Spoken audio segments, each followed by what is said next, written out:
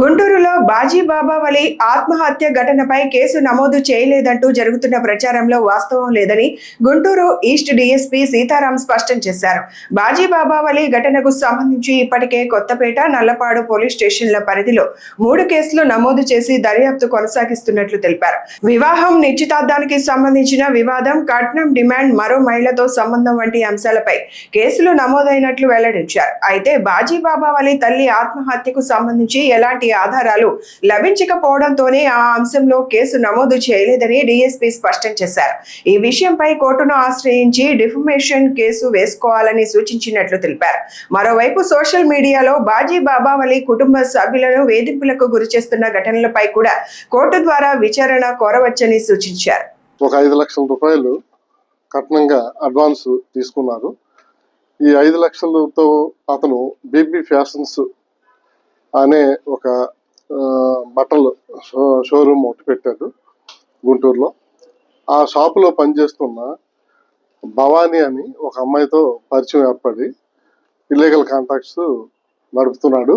ఆ విషయం తెలుసుకొని ఖదీజా బేగం వాళ్ళ ఫ్యామిలీ ఆ షాపు వద్దకు వెళ్ళి అడిగారు. అడిగితే మాట పెరిగి గొడవ పడ్డారు. ఈ ఇష్యూలో ఖదీజా బేగం తల్లి కట్నం తిరిగి మాకు ఇచ్చేమనేసి ప్రెజర్ చేస్తే వాళ్ళు ఈ వరుడు వాళ్ళు ఇవ్వలేదు, ఈ బాబావల్లి వాళ్ళు తిరిగి అమౌంట్ ఇవ్వలేదు.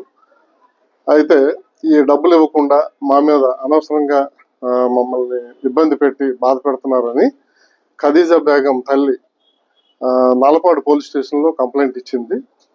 అక్కడ కేసు రిజిస్టర్ చేశారు. అలాగే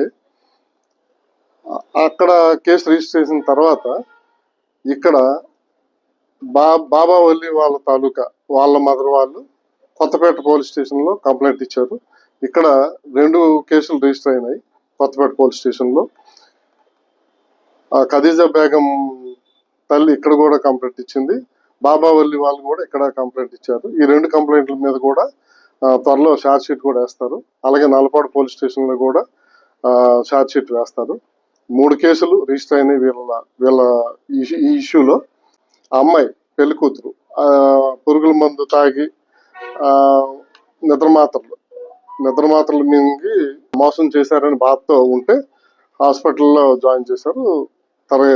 తిరిగి రికవర్ అయింది, అమ్మాయి వచ్చేసింది.